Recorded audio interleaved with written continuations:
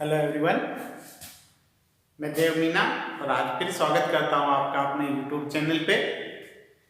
और कल से ही हम बात कर रहे थे, सहसंबंध पढ़ रहे थे और कल की क्लास में हमने थोड़ा सहसंबंध के बारे में जानने की कोशिश की है कि सहसंबंध क्या होता है, कितने प्रकार के होते हैं और इसके परिणाम यानी कि आंसर जो आते हैं उसको किस प्रकार से निष्कर्ष के रूप में लिखा जाता है और इसके मेथड कौन कौन से होते हैं सहसंबंध निकालने के।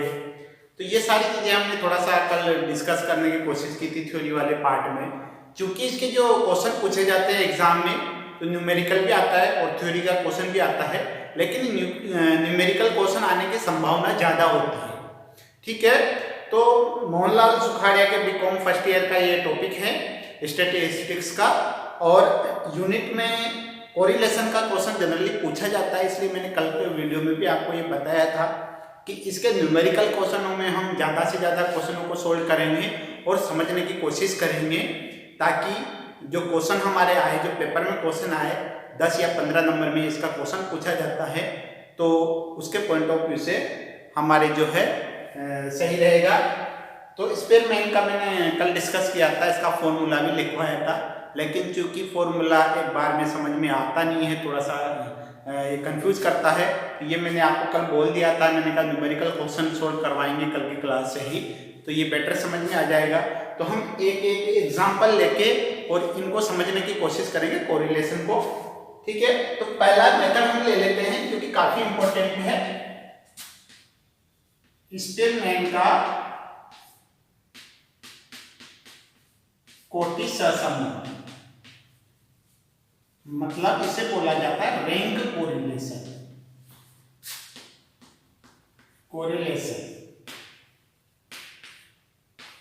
ठीक है, एग्जाम के पॉइंट ऑफ व्यू से काफी इंपॉर्टेंट है। मैं बार बार कह रहा हूं 70-80% केस में रैंक कोरिलेशन ही पूछा जाता है और बाकी बचे 20% या 30% केस में कार्स-पियर्सन वाला मेथड पूछा जाता है। जनरली एग्जाम में ये दो ही मेथड पूछे जाते हैं। ठीक है, तो हम इन दोनों पर ही ज्यादा जोर देंगे और लास्ट में यदि समय बचेगा तो बाकी मेथड को हम देखेंगे। ठीक है, इसके दो फॉर्मूले होते हैं। एक तो यदि कोई भी संख्या वापस रिपीट ना हो, यानी एक से ज्यादा बार नहीं आए, तो फॉर्मूला क्या होता है 1 - 6 सिग्मा d² अपॉन n की पावर 3 माइनस a। उसके अलावा यदि क्वेश्चन में कोई भी ऐसी संख्या आपको दिख रही है जो एक से ज्यादा बार आ रही है, तो उसके लिए भी फॉर्मूला थोड़ा सा चेंज हो जाता है और उसमें फॉर्मूला लगता है 1 - 6 sigma d² plus 1 upon 12 m की पावर 3 माइनस m। फिर लगाते जाते हैं, जैसे जैसे संख्याएं बढ़ती जाती है वो एग्जाम के थ्रू हम समझेंगे। पहले हम क्वेश्चन लिखते हैं एक और समझते हैं इसको। x व y के मध्य सहसंबंध की गणना कीजिए। ठीक है, आपको वैल्यू दे रखी है, x की वैल्यू दे रखी है और y की वैल्यू दे रखी है। ऐसे क्वेश्चन पूछा जाता है x और y के मध्य सहसंबंध आपको निकालना है। सहसंबंध मतलब रैंक कोरिलेशन निकालना है। लिखना भूल गया मैं, सॉरी, कोई बात नहीं। यूं आ जाएगा x और y के मध्य रैंक कोरिलेशन यानी कोटि सहसंबंध की गणना कीजिए। कोटि सहसंबंध की आपको गणना करनी है। x की वैल्यू दे दी आपको, जैसे मान लो 12, 20, 40, 55 और 80। y की वैल्यू दे दी आपको 1500, 1400, 1600, 2000 और 1800। ठीक है, ये आपको क्वेश्चन दे रखा है। पूछा गया है x और y के मध्य कोटि सहसंबंध की गणना कीजिए। x की वैल्यू दे रखी है, y की वैल्यू दे रखी है। क्लियर है? अब हमें निकालना है सहसंबंध। मैंने बताया था कि सबसे पहले जो फॉर्मूला लगता है वो फॉर्मूला लगेगा r बराबर 1 minus 6 sigma d square upon n की पावर 3 माइनस n, ये फॉर्मूला। लेकिन कब?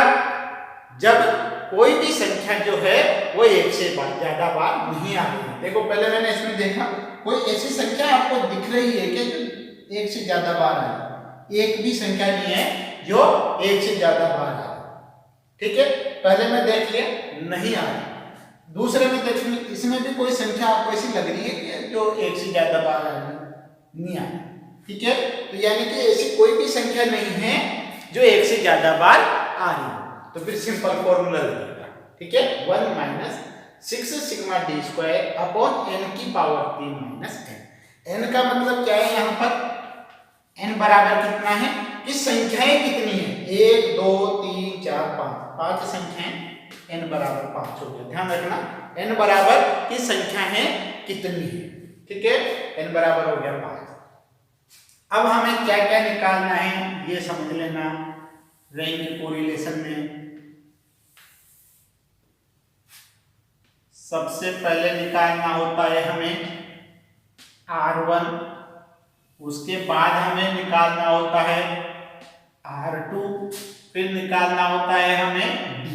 D का मतलब होता है R1 माइनस R2। ध्यान रखना, D का मतलब क्या होता है? R1 minus R2। और फिर निकालते हैं D स्क्वायर। ठीक है, ये कॉलम हमें बनाने होते हैं रैंक कोरिलेशन में। इजी है, x और y की वैल्यू आपको दे रखी होती है। आपको R1 निकालना होता है, R2 निकालना होता है, फिर D निकालना। D का मतलब होता है डिफरेंस। किसका डिफरेंस? R1 और R2 का डिफरेंस। तो डिफरेंस निकालने के लिए R1 वाले कॉलम में से R2 वाला कॉलम घटाते जाएंगे तो डिफरेंस निकलता जाएगा। फिर कर देंगे D स्क्वायर, यानी कि जो डिफरेंस वाला कॉलम आएगा उसका स्क्वायर करते जाएंगे तो हो जाता है D स्क्वायर। बहुत इजी है, चलो निकालते हैं R1। R1 का मतलब ये जो पहली वाली संख्या दे रखी है यानी कि x वाली, इसके रैंक दे देंगे। R1 का मतलब रैंक होता है, नाम भी तो इसका यही है ना, रैंक कोरिलेशन। तो रैंक देंगे किसको? x की वैल्यू को सबसे पहले रैंक देंगे। तो रैंक कैसे देते हैं ये आपको सबको पता है कि सबसे बड़ी जो संख्या है उसको पहली रैंक दे देते हैं और उसके बाद जो जो छोटी संख्या चलती जाती है उसको रैंक देते जाते हैं। देखो सबसे बड़ी संख्या कौन सी है यहाँ पर? 80, इसको दे दी पहली रैंक। क्लियर? उसके बाद इससे छोटी संख्या 55, इसको दे दी दूसरी रैंक। फिर 40, इसको दे दी तीसरी रैंक। फिर 20, इसको चौथी, और 12, इसको 5 संख्या है, पांचों को हमने रैंक दे दी। ठीक है, 1 से लेकर 5। अब ऐसे ही R2 का मतलब होता है ये जो दूसरी संख्या है y वाली, इसको रैंक देना। ठीक है, इसको भी दे देते हैं पहली रैंक। सबसे बड़ी संख्या 2000, इसको पहली रैंक दी। फिर इसके बाद 1800, इसको दूसरी रैंक दे दी। फिर 1600, इसको तीसरी रैंक दे दी। फिर 1500, इसको चौथी रैंक दे दी। और सबसे छोटी संख्या 1400, इसको 5वीं रैंक दे दी। क्लियर है? रैंक देना कीजिए। R1 का मतलब x वाली संख्या को रैंक दे दी बड़ी से छोटे के हिसाब से, और R2 का मतलब y वाली संख्या को रैंक दे दी बड़ी से छोटे के हिसाब से। अब निकालते हैं डिफरेंस D का मतलब R1 माइनस R2, यानी कि ये R1 है ये R2 है, माइनस करते जाते हैं। 5 माइनस 4 कितना आ गया? प्लस का 1। 4 माइनस 5 कितना आ गया? माइनस का 1। 3 माइनस 3 0। 2 माइनस 1 प्लस का 1। 1 माइनस 2 माइनस का 1। ठीक है, ये आ गया डिफरेंस। D की वैल्यू आ गई। अब निकालते हैं D स्क्वायर, यानी कि ये जो D की वैल्यू है इसका स्क्वायर करते जाओ तो हो जाएगा D स्क्वायर। +1 का स्क्वायर करेंगे। स्क्वायर का मतलब होता है +1 इंटू +1, +1 इंटू +1। तो क्या हो जाएगा, प्लस का 1 ही आता है। ठीक है, +1 का स्क्वायर करेंगे तो प्लस का 1 ही आता है। -1 का स्क्वायर करेंगे तो हमेशा +1 आएगा। ध्यान रख लेना, यहाँ पर भी गलती कर जाते हैं। -1 इंटू -1 करेंगे, यदि -1 को -1 से गुणा करते हैं, स्क्वायर का मतलब यही तो होता है। -1 को -1 से मल्टीप्लाई करते हैं तो माइनस माइनस गुणा होके तो प्लस हो जाता है, और 1 और 1 गुणा होके 1 ही रहता है। तो -1 का स्क्वायर करेंगे तो प्लस का 1 आएगा, 0 का तो 0 आता है, +1 का भी +1 ही आएगा, और -1 का भी +1 ही आएगा। यानी कि संख्या यहाँ पर माइनस की हो या प्लस की हो, उसका स्क्वायर करेंगे तो हमेशा प्लस में आएगा, इसलिए इसको लिखने की भी जरूरत नहीं है। ध्यान रखना, हमेशा प्लस में ही आता है। अगर आप लिखना चाहो तो ठीक है, नहीं लिखना चाहो तो कोई जरूरत नहीं है। यहाँ संख्या चाहे प्लस में आई हो चाहे माइनस में आई हो, डी स्क्वायर तो हमेशा प्लस में ही आएगा। ये अब क्योंकि हमें यही चाहिए था सिग्मा डी स्क्वायर, तो सिग्मा का मतलब टोटल होता है, तो सिग्मा डी स्क्वायर कितना हो गया, 1 2 3 4, वैल्यू कितनी आ गई, 4। क्लियर, n की वैल्यू हमारे पास 5 थी, सही। सिग्मा डी स्क्वायर की हमने निकाली, 4 वैल्यू आ गई। बाकी तो कुछ निकालना ही नहीं, सीधा सीधा फॉर्मूले पे लिख दो।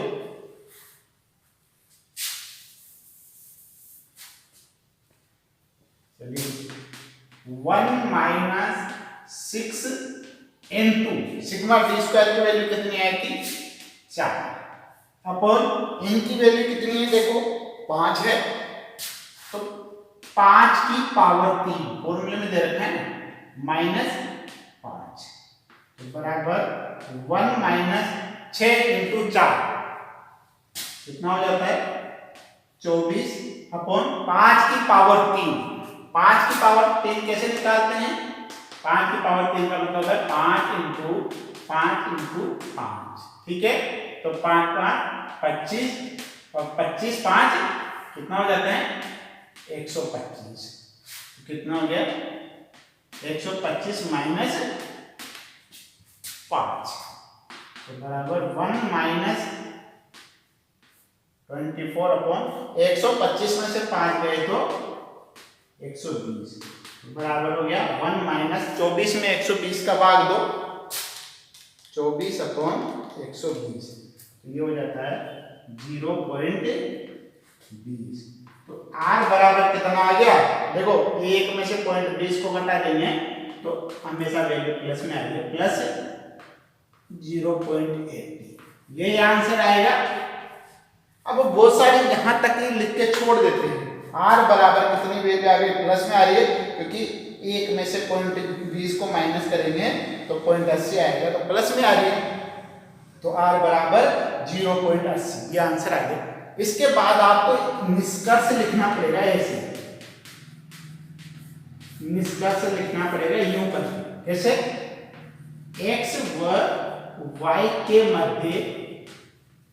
मध्य कैसा सहसंबंध है, 0.80 आया, यानी 0.75 से ज्यादा है और प्लस में है, तो x और y के मध्य उच्च धनात्मक सहसंबंध